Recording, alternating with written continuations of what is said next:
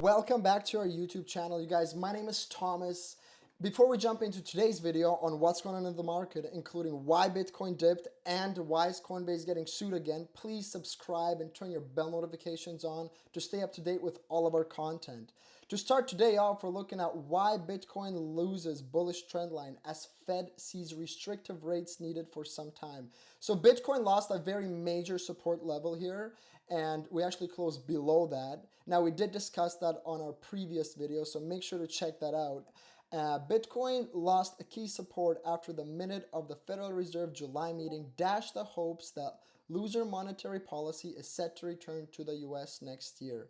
So yeah, the Fed minutes released, and if you're not familiar with that, it's basically a little summary of what the Fed meeting actually said and how it went. And traders expect rates to peak around 3.7% by March and remain there until 2023. So of course we had a couple hikes, and sounds like the Federal Reserve will keep the hikes there, and they might actually hike up the rates again. The Fed rate hike in September and the uncertainty about the Ethereum merge stemming from the possibility of a blockchain split will further suppress investors' bullish expectations. And I agree on that 100%. There's a lot of uncertainty in the market right now, so the sentiment overall is a little bearish. On top of the bad news, the Fed expects unemployment rates to begin rising. So unemployment rates rise, that's how inflation starts. We all know the process. So you guys, please make sure to take your winnings, take whatever you've won on some of these trades, take profits, take profits. Of course, Bitcoin price did also dip overall. We're looking at it right now. After the Fed meeting, we can tell it just wasn't there. Now, Coinbase, the classic Coinbase, faces a new class action lawsuit over unauthorized asset transfers amid other infractions. So Coinbase just can't stay out of trouble. They seem to be in hot water every time you turn on the news here. Leading American exchange Coinbase has been served a fresh class action lawsuit for causing substantial loss in crypto assets to users, allegedly committing several infractions. These include engaging in unauthorized asset transfers, freezing of funds, and locking customers out of their accounts for extended periods of time. I mean, I would hate that. I don't know if I would sue. Probably depends how much money I have in my accounts. But they have like Herman Jones, Bernstein Liebhardt. Like they have some pretty big law firms that are actually suing Coinbase. So I hope Coinbase is doing okay. We don't want them to fall too much. I mean, you know how that works. On top of that, Coinbase had the insider trading case happen a while ago. A former product manager of the company was recently charged with insider trading. Prosecutors alleged a 32-year-old Ishan Wahi, alongside at least two cohorts, exploited several Coinbase listing announcements for more than 25 digital currencies. So yeah, you guys, this is obviously very bad news for Coinbase and for their stock. I mean, overall, Coinbase hasn't been doing too well, even though that BlackRock news did bump them up a little.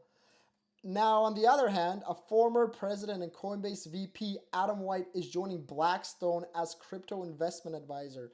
Blackstone is a massive, massive asset manager.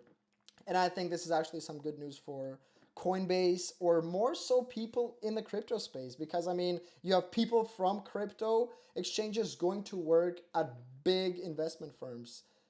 Good news, you guys, good news. Now, shout out to the Ripple gang. I mean, good for you guys. Inc. magazine recognized Ripple as one of the fastest growing companies in America. Less than a month after the Fortune listing, Ripple received another recognition from Inc. magazine. American Business Magazine, Inc. magazine, has recognized payment protocol Ripple as the fastest growing companies in America. So good. I mean, very happy for anyone who's in Ripple and the whole Ripple gang. We all know how everyone is bullish on Ripple. Out of the 5,000 companies Inc. magazine highlighted of this year, Ripple is the 2,456th position. So that's huge, you guys. I mean, out of 5,000 companies to literally be in the middle, and it's a blockchain company. I mean, like, good job, Ripple team. Round of applause. The blockchain company climbed to 34th this year's list, rising over its previous position in 2021. Of course, Ripple CEO Brad Garlinghouse sounded fulfilled with the achievement, stating that it is always nice to get a little third-party validation. So, I mean, Ripple, they've been working so hard on so much of their stuff, and they deserve it. The team at Ripple deserve it, 100%.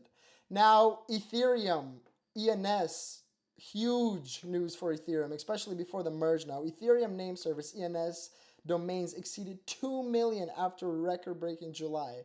The total number of registrations has surpassed a whopping 2 million barrier. So Vitalik Buterin talked about this at one of the previous conference on the Blockchain Futures conference, how this was one of the best things that Ethereum actually did. And I agree with it. I mean, it really brings a lot of Web 2 into Web 3, how people can, register their domains and stuff. The month of June, on the other hand, saw only 122,327 names being registered. As a result of the unprecedented market turmoil, figures completely flipped in July, recovering market sentiment among investors. In fact, ENS registration reached 378,804 during that month. So they literally doubled or over doubled from June to July to ENS registration, domain registration. So, I mean, super big news. Nick Johnson, the founder and lead developer of ENS, retweeted, "It took 5 years to reach 1 million names, then it only took 3.5 months to reach 2 million. What does that mean, you guys? Stay hustling, stay on your dreams, because look at that. They doubled in 3.5 months when it took them 5 years to reach 1 million. So focus, you guys.